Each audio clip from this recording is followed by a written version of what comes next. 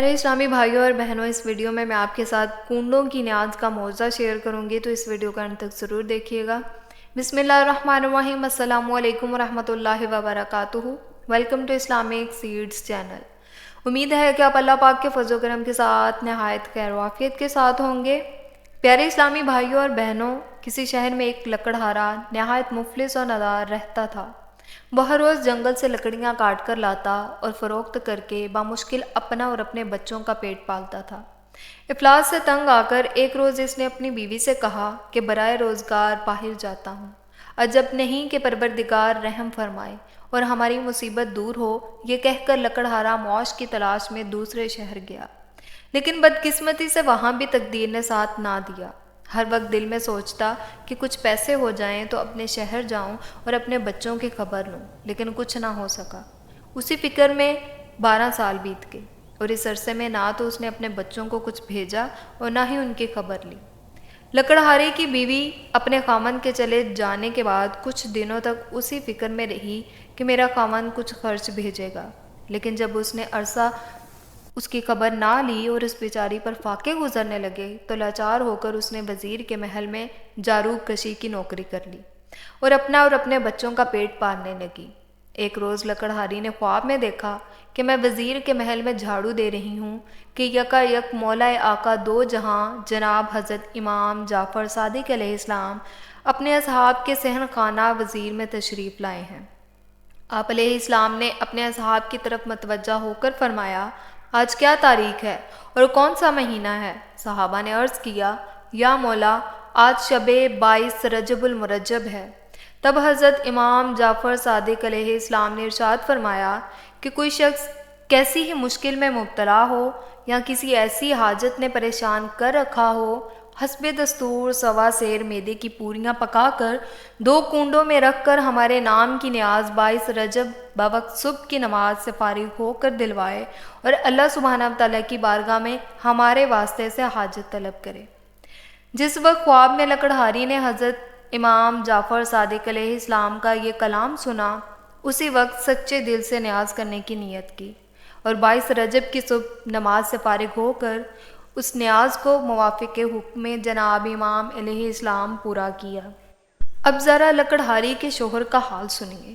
یہاں تو 22 رجب المرجب باوقت صبح یہ لکڑہاری نیاز امام علیہ السلام دلا رہی تھی، اور وہاں لکڑہارا درخت پر چڑھا ہوا لکڑیاں کاٹ رہا تھا کہ اس کے ہاتھ سے کلہاڑی چھوٹ کر زمین پر گری۔ اس نے جو کلہاڑی کو نکالا تو دفینے کا شبہ ہوا، اور اس جگہ کو اس نے کھودا تو معلوم ہوا کہ شاہی خزانہ دفن ہے۔ اس نے اس وقت اس کو اسی طرح پوشیدہ کر دیا، پھر تھوڑا تھوڑا لاتا رہا اور سامان سفر تیار کرنے لگا، اور سارے دفینے کو نکال کر بڑے کروفر سے عازم وطن ہوا۔ اپنے رہنے کے لیے ایک عالی شان مکان بنایا اور اپنی بیوی بچوں کے ساتھ آرام سے زندگی گزارنے لگا۔ ایک روز لکڑہاری نے اپنے شوہر سے سرگشت بیان کی۔ جب اس نے مہینے کی تاریخ اور وقت بتایا تو وہی وقت تھا اور وہی دن تھا جب لکڑہارے کو دفینہ ملا تھا۔ لکڑہارا بھی سچے دل سے ایمان لے آیا۔ ایک روز وزیر اعظم کی بیوی محل کی چھت پر کھڑی ہوا خوری کر رہی تھی کہ اس کی نظر ایک عالی شان مکان پر پڑی۔ اس نے اپنی کنیزوں سے دریافت کیا کہ یہ مکان کس کا ہے؟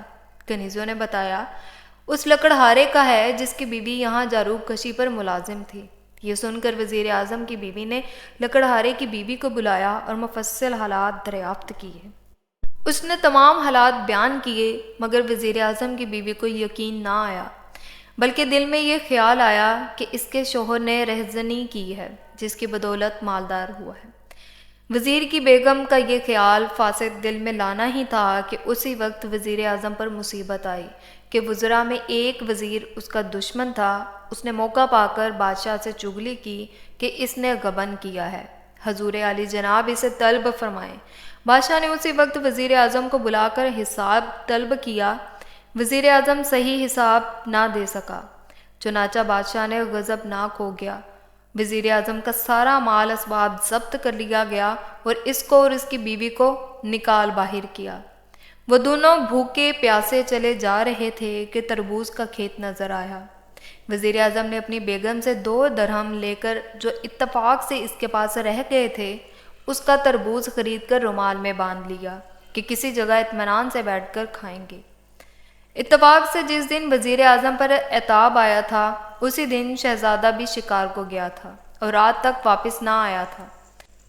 تو بادشاہ نے پریشان ہو کر وزیروں سے مشورہ کیا کہ ساری رات تو گزر گئی، ابھی تک شہزادہ واپس نہیں آیا۔ اسی وزیر نے جس نے وزیر اعظم کی چغلی کی تھی بادشاہ سے عرض کیا، مجھے تو ایسا معلوم ہوتا ہے کہ وزیر اعظم نے بوجھا دشمنی موقع پا کر شہزادے کو قتل کر دیا۔ یہ سن کر بادشاہ نے وزیر اعظم کی گرفتاری کا حکم دے دیا۔ سپاہی گئے اور وزیر اعظم اور اس کی بیوی کو پکڑ لائے۔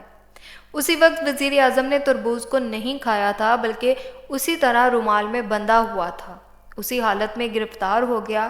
بادشاہ نے دیکھا کہ رومال سے سرخ خون جھلک رہا ہے۔ رومال کھول کر دیکھا گیا تو بادشاہ کی نظروں میں شہزادے کا سر نظر آیا۔ بادشاہ اپنے بیٹے کا سر دیکھ کر رونے لگا اور حکم دیا کہ رات بھر وزیر اعظم کو قید میں رکھو، صبح اس کو قتل کر دینا۔ وزیر اعظم اور اس کی بیوی جیل خانے بھیج دیے گئے۔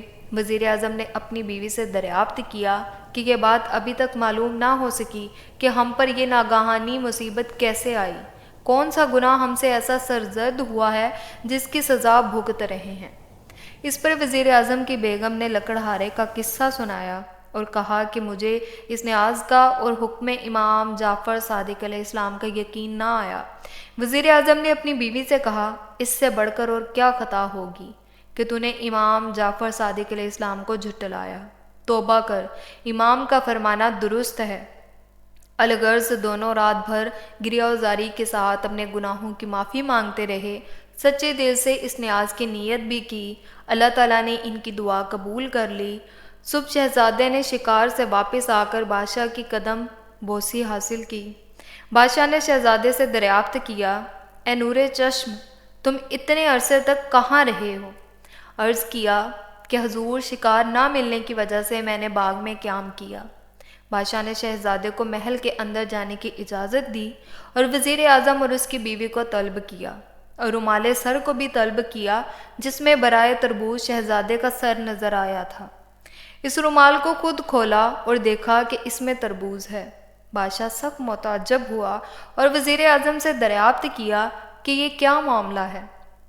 وزیر اعظم نے جو قصہ اپنی بیوی سے سنا تھا وہی بیان کیا۔ بادشاہ نے یہ سن کر لکڑہارا اور اس کی بیوی کو طلب کیا اور ان سے حالات دریافت کیے۔ انہوں نے تمام حالات بیان کر دیے، جس کو سن کر بادشاہ بھی سچے دل سے ایمان لے آیا اور وزیر اعظم کو پھر اپنے عہدے پر فائز کر دیا اور چغل خور وزیر کو سزا دے کر نکال دیا۔ اللہ تعالیٰ ہماری تمام مرادیں حضرت امام جعفر صادق علیہ السلام کے وسیلے سے پوری فرمائے۔ امید ہے کہ آپ کو یہ ویڈیو پسند آئی ہوگی، اور اگر آپ چاہتے ہیں کہ اس طرح کی ویڈیوز لے کے میں آپ کی خدمت میں حاضر ہو سکوں تو جلدی سے جا کے چینل کو سبسکرائب، ویڈیو کو لائک اور شیئر کر دیجیے۔ ملتے ہیں نیکسٹ ویڈیو میں، تب تک کے لیے اللہ حافظ، فی امان اللہ۔